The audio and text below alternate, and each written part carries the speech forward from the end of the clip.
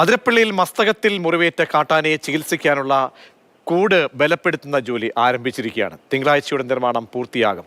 അതേസമയം ഇന്ന് ആന റോഡിലിറങ്ങി വാഹനങ്ങൾ തടഞ്ഞു. ആനയുടെ ഏറ്റവും പുതിയ ദൃശ്യങ്ങളാണ് മാതൃഭൂമി ന്യൂസിന് ലഭ്യമായത്.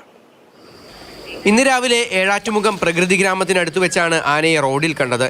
KSRTC ബസ് ഉൾപ്പെടെ നിരവധി വാഹനങ്ങൾ ആന 15 മിനിറ്റോളം തടഞ്ഞു. ആനയുടെ ഇന്നത്തെ ദൃശ്യങ്ങളിൽ കൂടുതൽ ക്ഷീണിതനായാണ് കാണപ്പെടുന്നത്. മസ്തകത്തിലെ മുറിവിൽ അണുബാധ വർദ്ധിച്ചതായും നാട്ടുകാർ സംശയം പറയുന്നു.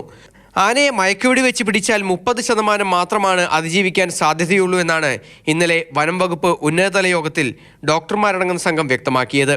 പക്ഷേ എന്തായാലും പിടികൂടി ചികിത്സിക്കാൻ തന്നെയാണ് തീരുമാനം. അഭയാരണ്യത്തിലെ കൂട് ബലപ്പെടുത്തുന്ന നടപടികൾ ഇന്ന് ആരംഭിച്ചു. 3 ദിവസം കൊണ്ട് ഈ ജോലികൾ പൂർത്തിയാക്കി ഉടൻ ദൗത്യം തുടങ്ങാനാണ് വനംവകുപ്പിന്റെ നീക്കം.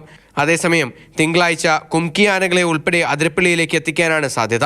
ഡോക്ടർ അരുൺ സക്രിയ ഉൾപ്പെടെയുള്ള സംഘം കൂടിന്റെ ജോലികൾ പൂർത്തിയാക്കിയാൽ ഉടൻ വയനാട്ടിൽ നിന്ന് അതിരപ്പള്ളിയിലേക്ക് എത്തും.